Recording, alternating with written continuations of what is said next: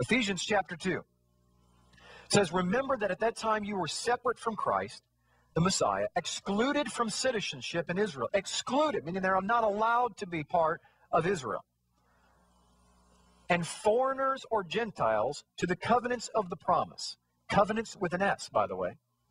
Without hope and without God in the world. But now in Yeshua the Messiah, you who were once far away have been brought near through the blood of Christ. So you hear what's happening here is, first of all, he says that you once were far off. You were not allowed to be a citizen of Israel. You could not even be part of her covenants. Do you realize that the writer of Ephesians is putting value in the covenants of promise? Because he's saying that you were not allowed to have this blessing. You were not even allowed to be a part of it. Well, let's keep reading. He says, therefore, going back to Exodus 31, it says, therefore the children of Israel shall keep the Sabbath, to observe the Sabbath throughout their generations as a perpetual covenant. It is a sign between me and the children of Israel forever. For in 6 days the Lord made the heavens and the earth, and on the seventh day he rested and he was refreshed. So think about it this way. First of all, Jeremiah 11 says that Israel is an olive tree. Ephesians 2 says, you who were once far off have now been brought near, and you've been made fellow citizens with the household of God. Romans 11 talks about being grafted in. It says what? There's 2 olive trees, okay? 2 olive trees, and the wild olive tree gets grafted back into the cultivated olive tree, and let's substitute the correct word in Jeremiah 11. It's cultivated back into Israel. So these Gentiles actually are no longer Gentiles. Do you realize, viewer, that the word Gentile means out of covenant? So if you consider yourself a Gentile Christian, what you're really saying is you're an out-of-covenant Christian, and that's an oxymoron. You can't have that. Either you are in covenant and you're part of the Messiah, or you're out of covenant and you will spend eternity away from him. So what we're having here is that Paul is not having a brilliant stroke of genius. He is literally quoting the Old Testament, and he is saying, listen, all of those who were sent to the 4 corners of the earth, you are now allowed to come back home. The Gentiles are allowed to be part of Israel. That's why he says, you are now fellow citizens of Israel. You are Israelite heritage, and you now have access to the covenants. He doesn't say covenant as if there's only one covenant called the New Covenant. Middle Eastern covenants layer on one another. In Greek, in our Western Christian mindset, we think old is done away, new is new. We cannot combine the two. We don't understand how Middle Eastern covenants work. They are transparencies that reveal, they never go away. They simply reveal a bigger part of the picture.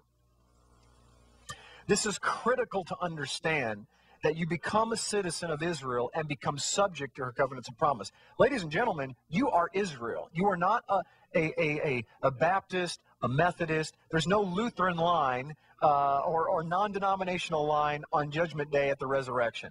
Either there is a line for Israelites, the chosen people, or there's a line for Gentiles, pagans, those that do not know Yeshua as Messiah. There isn't. It doesn't even matter if you have Jewish blood. Either you are part of Israel and you believe in the God of Abraham, Isaac, and Jacob, and you are following Yeshua the Messiah, or you do not, you see. That's why Paul says that it doesn't matter if you're even born a Jew. It matters if you are a Jew in your heart, if you are truly following him through obedience in the Messiah.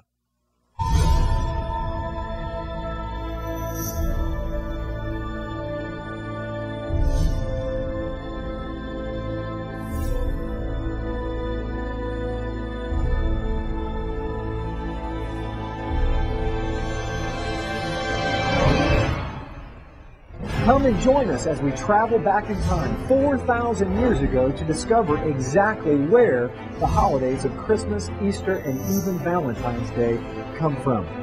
Why do we celebrate the birth of Jesus on December 25th?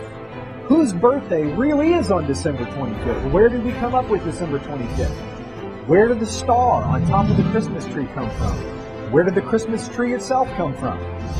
Where did St. Nicholas come from? Are we sure that St. Nicholas even existed? Have you ever wondered where the famous phrase, ho, ho, ho, comes from? It comes from the late 1600s when they used to have plays, and before the devil would come on stage, he would announce himself by saying, ho, ho, ho. Did you know that original Santa's elves weren't little guys that made toys? They were Krampus demons that would punish the children if they weren't good for that year, while St. Nicholas would give them gifts if they were good. Who is the Easter Bunny? Where did we get Easter eggs from? Why do we celebrate Easter on the first Sunday after the vernal equinox? Did you know that Christmas was illegal in the United States until the mid-1800s? Can we celebrate these holidays according to the Bible? This is by far the most popular video on the internet on the history of Christmas and Easter. This video has changed hundreds of thousands of people's lives, and it will change your life too.